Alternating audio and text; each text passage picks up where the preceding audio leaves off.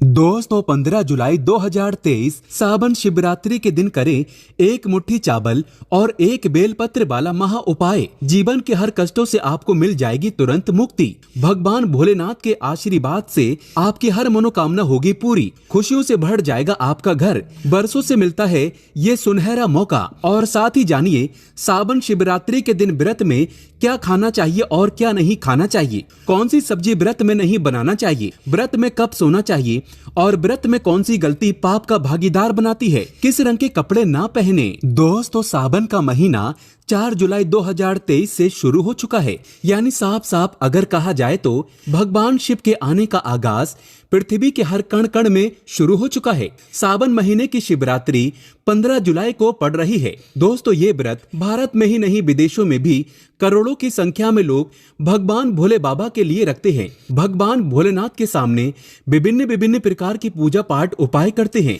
ताकि उन्हें भगवान भोलेनाथ का आशीर्वाद मिल सके। हिंदू पंचांग के अनुसार ये जो 15 जुलाई को सावन शिवरात्रि पड़ रही है बहुत ही अद्भुत और दुर्लभ है। हिंदू पंचांग के अनुसार सावन मास की चतुर्दशी तिथि की शुरुआत 15 जुलाई को रात 8:32 पर होगी और तिथि का समापन 16 जुलाई को रात 10:08 पर होगा। शिवरात्रि व्रत पर भगवान शिव की पूजा निशिता काल में की जाती है, इसलिए ये व्रत 15 जुलाई शनिवार को ही रखा जाएगा। सावन शिवरात्रि पूजा का समय। सावन शिवरात्रि पर भगवान शिव की पूजा का समय 16 जुलाई को रात 12:07 से रात 12:48 तक रहेगा। दोस्तों ऐसे में पूजा के लिए इस मुहूर्त पर करें पूजा। मुहूर्त पर पूजा पाठ करने से कई लाख गुना पूजा का विशेष लाभ प्राप्त होता है। भगवान शिव की पूजा 4 प्रहर में की जाती है। सावन शिवरात्रि के दिन प्रथम प्रहर की पूजा का समय शाम 7:21 से रात 9:54 तक रहेगा। इसके बाद द्वितीय प्रहर की पूजा टाइमिंग रात 9:54 से रात 12:27 तक की जाएगी। द्वितीय प्रहर की पूजा का समय रात 12:27 से सुबह 3 बजे तक और सुबह 3 बजे से सुबह 5:33 तक पूजा का चतुर्थ प्रहर रहेगा। व्रत पारण का शुभ मुहूर्त 16 जुलाई को सुबह 5:33 से दोपहर 3:54 तक है। दोस्तों व्रत में क्या क्या खाना है और कब खाना है ये सारी जानकारी हम आपको इस वीडियो में बताएंगे। वीडियो में अंत तक बने रहना। वीडियो बहुत ही सुंदर है। दोस्तों कहने का मतलब ये है कि आज का दिन बहुत ही पवित्र और पावन दिन होगा। शिव पुराण के अनुसार अगर आज आप भगवान भोलेनाथ जी के लिए व्रत कर रहे हैं और व्रत के साथ साथ आपने एक मुट्ठी चावल और एक बेलपत्र वाला महा उपाय कर लिया जिसके बारे में हम आपको इस वीडियो में बताने जा रहे हैं, तो दोस्तों न केवल आपके जीवन के समस्त प्रकार के दुखों से आपको हाथों हाथ आज ही के दिन मुक्ति मिल जाएगी बल्कि आपकी कोई भी मनोकामना हो वो जरूर ही पूरी होगी। शिव पुराण के अनुसार अगर आप व्रत नहीं कर सकते हैं तो अगर आप भगवान भोलेनाथ जी के सामने नियम पूर्वक कुछ उपाय कर लें तो आपको भगवान भोलेनाथ का आशीर्वाद मिल सकता है। दोस्तों सावन का पवित्र महीना पूरी तरह से भगवान भोले बाबा को समर्पित होता है। कहा जाता है कि इस महीने कोई भी व्यक्ति भगवान भोलेनाथ के सामने अपनी झोली फैलाता है, भगवान भोलेनाथ उस व्यक्ति की झोली खुशियों से भर देते हैं। और कोई भी व्यक्ति इस महीने भगवान भोलेनाथ को सच्चे दिल से पुकारता है तो भगवान भोलेनाथ उसकी जरूर सुनते हैं और उसको अपना आशीर्वाद भी देते हैं। इसलिए अगर आप चाहते हैं कि भगवान भोलेनाथ की कृपा सदैव आपके ऊपर बनी रहे तो दोस्तों पूरी सच्ची श्रद्धा और पूरे विश्वास के साथ कमेंट बॉक्स में लिख दीजिए ओम नमः शिवाय, हर हर महादेव। और दोस्तों अगर आप भगवान शिव जी के सच्चे भक्त हैं तो वीडियो को लाइक करना मत भूलिएगा। दोस्तों जरा एक बात को समझ लीजिए। कहा जाता है कि सावन का पवित्र महीना पूरी तरह से भगवान भोले बाबा को समर्पित होता है। इस दौरान कोई भी व्यक्ति भगवान भोलेनाथ जी की विधि विधान से पूजा कर ले तो मान के चलिए उसको भगवान भोलेनाथ का आशीर्वाद मिल सकता है। कहा जाता है कि सावन के महीने का जो सोमवार का व्रत होता है और सावन शिवरात्रि का जो व्रत होता है इसका अपने आप में विशेष और खास महत्व होता है। कोई भी व्यक्ति अगर सावन के महीने के प्रत्येक सोमवार को व्रत कर ले और सावन में जो शिवरात्रि आती है उसका व्रत कर ले तो माना जाता है कि भगवान भोलेनाथ की उसको असीम कृपा प्राप्त होती है, क्योंकि भगवान भोलेनाथ सोमवार के व्रत के वक्त बहुत ही ज्यादा प्रसन्न मुद्रा में होते हैं और अपने दोनों हाथों से अपने भक्तों पर कृपा बरसाते हैं। और जो भी व्यक्ति उनके लिए व्रत करता है, भगवान भोलेनाथ की कृपा से उस व्यक्ति के पिछले जन्मों के पापों से उसको मुक्ति मिल जाती है, यानी कि मुक्ति मिल जाती है और उस व्यक्ति को स्वर्ग में जगह मिलती है, व्यक्ति शिवलोक में चला जाता है। इसलिए आपने भी देखा होगा कि भगवान भोलेनाथ के भक्तों की संख्या अन्य देवी देवताओं के भक्तों की संख्याओं में बहुत ही ज्यादा है और कहा जाता है कि सावन का पवित्र महीना बहुत ही पवित्र महीना होता है, जिस दौरान की गई पूजा साधना क्रिया खाली जा ही नहीं सकती।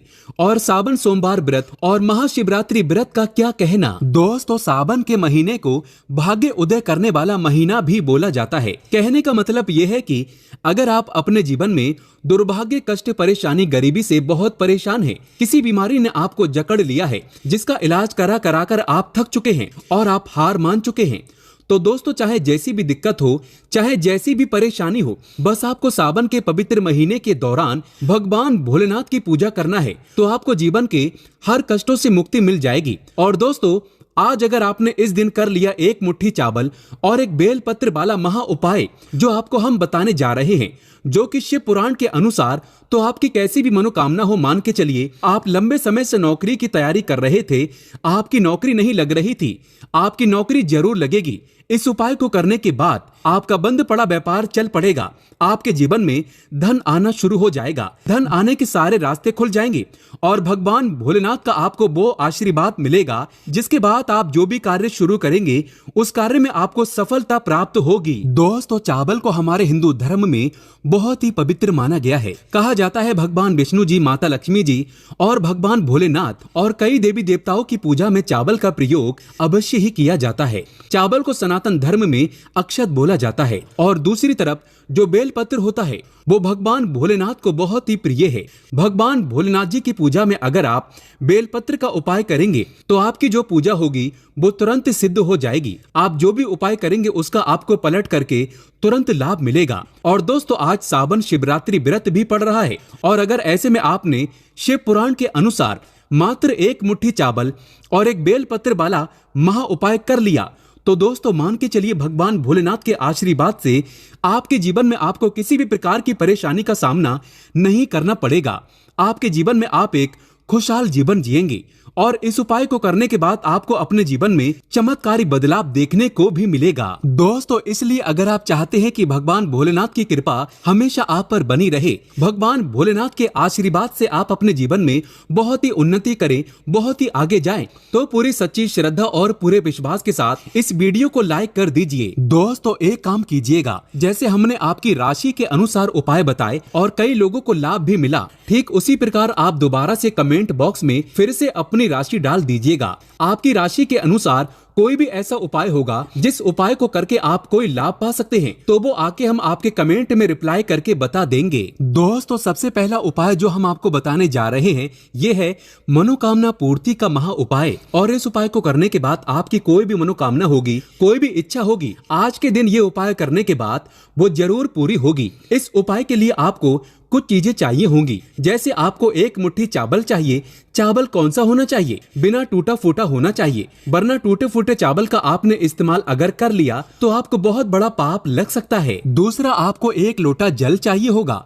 आपको 3 पत्ते वाला बेलपत्र चाहिए। 3 पत्ती वाला बेलपत्र मतलब एकदम चिकना बेलपत्र होना चाहिए, कटा फटा बेलपत्र बिल्कुल भी नहीं होना चाहिए। 6:44 से पहले मतलब शाम के 6:44 से पहले आपको भगवान भोलेनाथ के मंदिर जाना है। सबसे पहले अपना मुंह उत्तर की तरफ करके भगवान भोलेनाथ का अभिषेक 1 लोटा जल से करना है। फिर शिवलिंग पर आपको 1 मुट्ठी चावल रखना है। फिर 1 मुट्ठी चावल के ऊपर आपको 3 पत्ती वाला बेलपत्र इस प्रकार से रखना है कि बेलपत्र की डंडी आपकी तरफ होनी चाहिए। फिर आपको हाथ जोड़ करके 108 बार ओम नमः शिवाय का जाप करना है। फिर अपनी मनोकामना बोलनी है।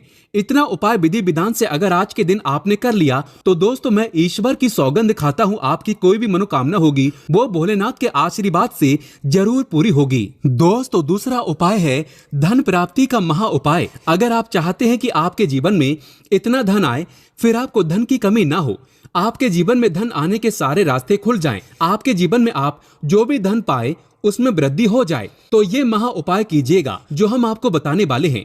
इस उपाय के लिए आपको कुछ चीजें चाहिए होंगी। आपको एक तांबे का लोटा चाहिए, उसको आपको पूरा शुद्ध गंगा जल से भरना है। गंगा जल मार्केट में बड़ी आसानी से मिल जाता है। उसमें आपको डालना है दोस्तों 11 चावल के दाने। अब आपको एक सफेद कपड़ा लेना है। सफेद कपड़े पर आपको एक मुट्ठी चावल रखना है। अब आपको जाना है भगवान भोलेनाथ जी के मंदिर। ध्यान रखिएगा, ये उपाय आपको शाम को 6:44 से पहले आपको करना है। भगवान भोलेनाथ के मंदिर जाइए। भगवान भोलेनाथ के मंदिर जाने के बाद सबसे पहले इस शिवलिंग पर आपको एक लोटा जल अर्पित करना है जिसमें आपने 11 चावल के दाने डाले हैं। फिर इस शिवलिंग से आपको ये सफेद कपड़ा जिसकी आपने पोटली बनाई है, जिसमें एक मुट्ठी चावल आपने डाला है, इस पोटली को शिवलिंग से छुआना है। इस पोटली को उठा करके लाना है, अपने घर की तिजोरी की दक्षिण दिशा में रख देना है। सिर्फ इतना उपाय आज के दिन अगर आपने कर लिया, आपके जीवन में कभी भी पैसों की कमी नहीं रहेगी। ये पोटली जो आपने अपनी तिजोरी में रखा है, मान के चलिए ये आपके जीवन में धन को खींचने का काम करेगी। ये एक तरीके से चुंबक बन जाएगी जो आपके जीवन में धन आने के सारे रास्ते को खोल देगी। दोस्तों, इसी प्रकार से मान लीजिए आपको शनि दोष है, मंगल दोष है, आप अपने जीवन में इस चीज को लेकर के बड़ा परेशान है, आपका दुर्भाग्य हमेशा आपके पीछे पड़ा रहता है, तो आपको क्या करना चाहिए? आपको आज यानी कि 16 जुलाई सावन शिवरात्रि के दिन ये उपाय शाम 6:44 से पहले करना है। और ये उपाय के लिए एक लोटा शुद्ध जल ले लीजिए।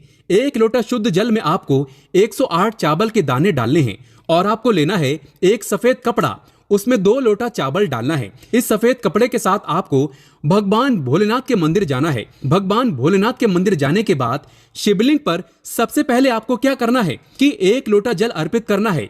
एक लोटा जल अर्पित कीजिए और ये जो सफेद कपड़े में आपने 2 लोटा चावल डाला है, ये मंदिर के पुजारी को दान कर दीजिए। इतना भर अगर आज के दिन आपने कर लिया तो मान के चलिए शनि दोष हो, मंगल दोष हो या किसी भी प्रकार का दोष हो, उससे आपको आराम मिलेगा, मुक्ति मिल जाएगी। भगवान भोलेनाथ के आशीर्वाद से जो भी आपका दोष होगा उसका प्रकोप लगभग ना के बराबर हो जाएगा। अब मान लीजिए आपको किसी बीमारी ने जकड़ लिया है जिसका इलाज करा करा के आप थक चुके हैं, आपको कोई लाभ नहीं मिलता, तो आपको क्या करना चाहिए? शाम को 6:44 से पहले 11 बेलपत्र लीजिए, भगवान भोलेनाथ के मंदिर जाइए, चंदन ले लीजिएगा, चंदन से उस बेलपत्र पर ओम नमः शिवाय लिख दीजिए और ये भगवान भोलेनाथ को अर्पित कीजिए। मान के चलिए सिर्फ इतना उपाय करने भर से आपको आपकी बीमारी से मुक्ति मिल जाएगी। दोस्तों, अब मान लीजिए आप नौकरी की तैयारी कर करके थक चुके हैं लेकिन आपकी नौकरी नहीं लग रही है, तो आज पूरे दिन में आपको एक लोटा शुद्ध दूध लेना है। उस लोटे में आपको 108 चावल के दाने डालने हैं और भगवान भोलेनाथ के मंदिर जाकर के इससे भगवान भोलेनाथ जी का अभिषेक करना है। ध्यान रखिएगा, अभिषेक करते वक्त आपका मुख उत्तर की तरफ होना चाहिए। इतना भर उपाय आज के दिन अगर आपने कर लिया तो आपकी नौकरी लग जाएगी।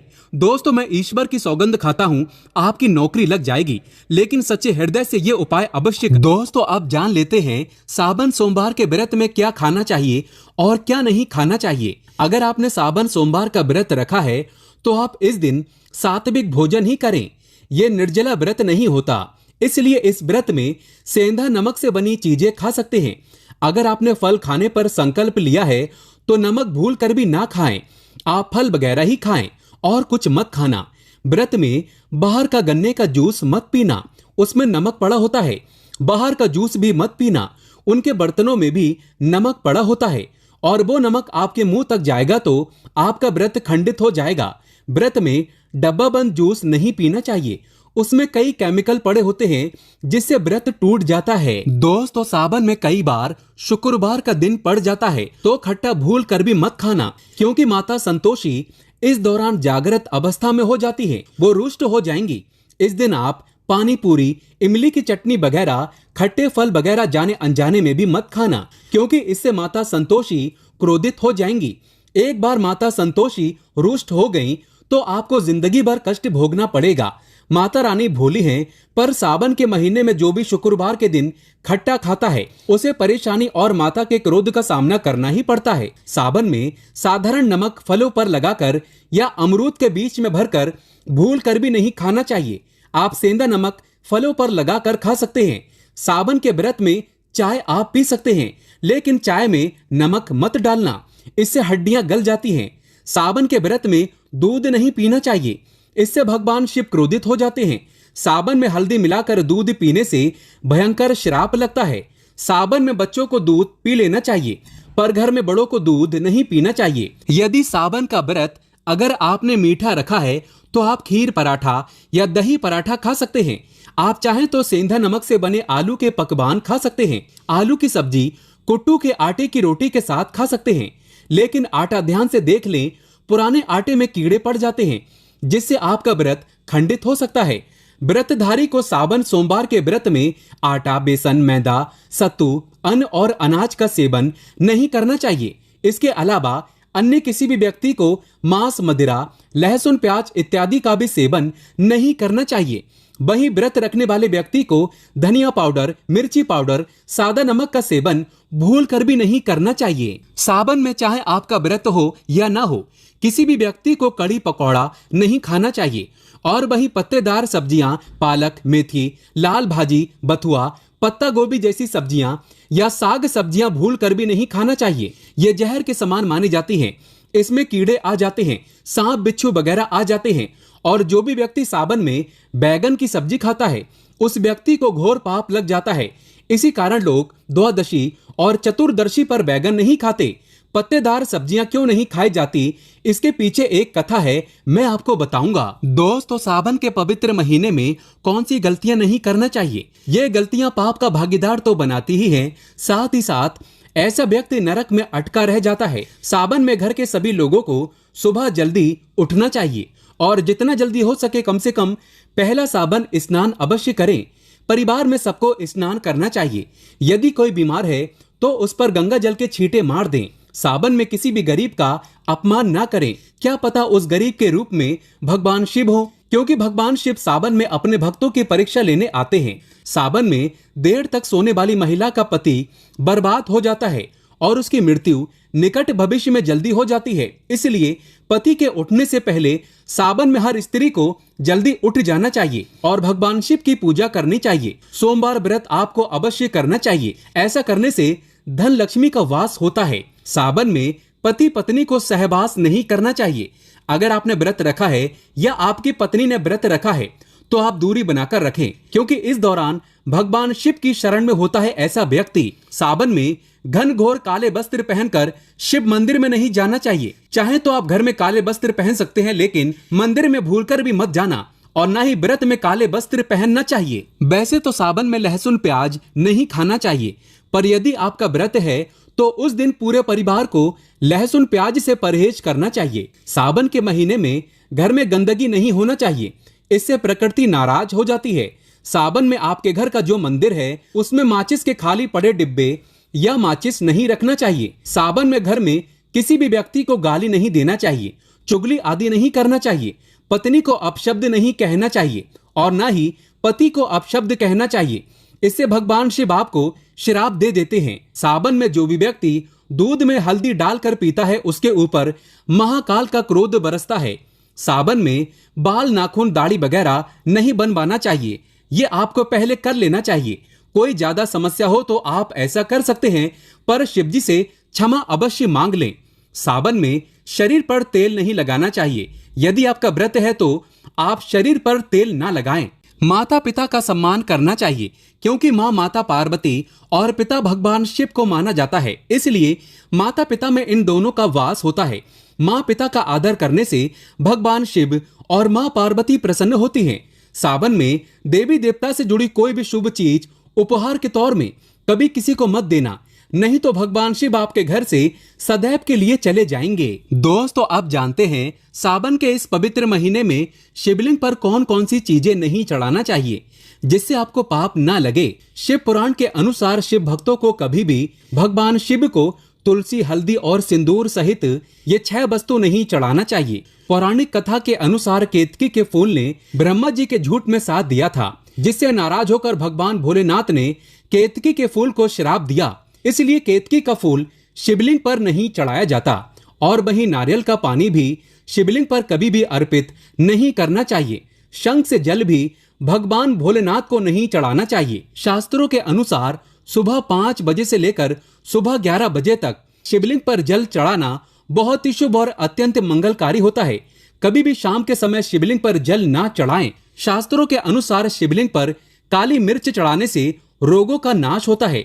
इसके साथ ही सुख समृद्धि की प्राप्ति होती है। घर में कभी भी अंगूठे के आकार से बड़ा शिवलिंग नहीं रखना चाहिए और शिवलिंग पर जल धारा अवश्य होना चाहिए। भगवान भोलेनाथ को टूटे हुए अक्षत कभी अर्पित नहीं करना चाहिए, इससे वो क्रोधित हो जाएंगे। सावन के पवित्र महीने में कटे फटे बेलपत्र शिवलिंग पर अर्पित नहीं करना चाहिए। बेलपत्र की संख्या 3 होना चाहिए। बेल पूरे साबुत होना चाहिए, लेकिन आप 6 महीने पुराना बेलपत्र भी शिवलिंग पर अर्पित कर सकते हैं, लेकिन वो कटा फटा ना हो। 6 महीने तक बेलपत्र पवित्र और शुभ माना जाता है। सच्चे दिल से बेलपत्र शिवलिंग पर चढ़ाने से 21 मनोकामनाएं पूर्ण हो जाती हैं। भगवान शिव को दूध में पानी डालकर नहीं अर्पित करना चाहिए, इससे आपको फल भी इसी तरह ही मिलेगा। भगवान शिव को 1 बूंद भी आप अर्पित कर सकते हैं, पर दूध शुद्ध होना चाहिए और आपका मन भी शुद्ध होना चाहिए। शास्त्रों के अनुसार पीतल के कलश से शिवलिंग पर दूध चढ़ाना सबसे उत्तम बताया गया है। धार्मिक कर्म कांड में पीतल के बर्तनों का विशेष महत्व बताया गया है। विवाह आदि के कार्यों में इसलिए पीतल के बर्तनों का प्रयोग किया जाता है। आपको बता दें, सोमवार को पीतल के कलश से ही शिवलिंग पर दूध से अभिषेक शुभ बताया गया है। स्टील और प्लास्टिक से बने बर्तन का प्रयोग न करें। शिवलिंग पर जल चढ़ाते समय वो जल आपके पैरों के पास नहीं जाना चाहिए, अशुभ माना जाता है। उसे लांघना भी नहीं चाहिए, उसे हम जलहैरी कहते हैं। सावन में जल अपने घर का होना चाहिए। मंदिर से जल भरकर मंदिर में ही अर्पित नहीं करना चाहिए, इससे आपका भाग्य खराब हो सकता है। दोस्तों, सावन में ये चीज खा लेने से दुनिया की कोई भी ताकत आपको धनी होने से रोक नहीं पाएगी। मैं ईश्वर की सौगंध खाता हूँ, अगर आपने सावन में ये चीज खा ली तो आपको करोड़पति होते देर नहीं लगेगी, लेकिन सच्चे दिल से ही खाना है। आइए जानते हैं। सावन में शिव भक्तों को शिवलिंग पर चढ़ा हुआ प्रसाद के रूप में धतूरा जरूर खाना चाहिए। इसे आपको ज्यादा नहीं खाना है, बस अपनी जुबान पर हल्का सा टच करना है। ज्यादा खाएंगे तो आप बीमार पड़ जाएंगे, इसलिए बस टच कर लें। आप देखना, आपके अंदर सकारात्मकता का संचार होगा और आपको धनी होने से कोई नहीं रोक पाएगा। दूसरा है बेल फल। बेल फल प्रसाद के रूप में खाने से माता पार्वती के साथ साथ भगवान शिव की कृपा भी बरसेगी और समस्त 33 कोटि देवी देवता आपको धनवान बनाएंगे। बस ये चीजें आपको खाना है और आप खुद देखना, आपको धनी होने से दुनिया की कोई भी ताकत रोक नहीं पाएगी। दोस्तों, अगर आप वाकई में माता पार्वती और भगवान शिव को अपने घर पर बुलाना चाहते हैं तो कमेंट बॉक्स में लिखें, भगवान शिव आपका स्वागत है हमारे घर में। एक लाइक जरूर करें। धन्यवाद।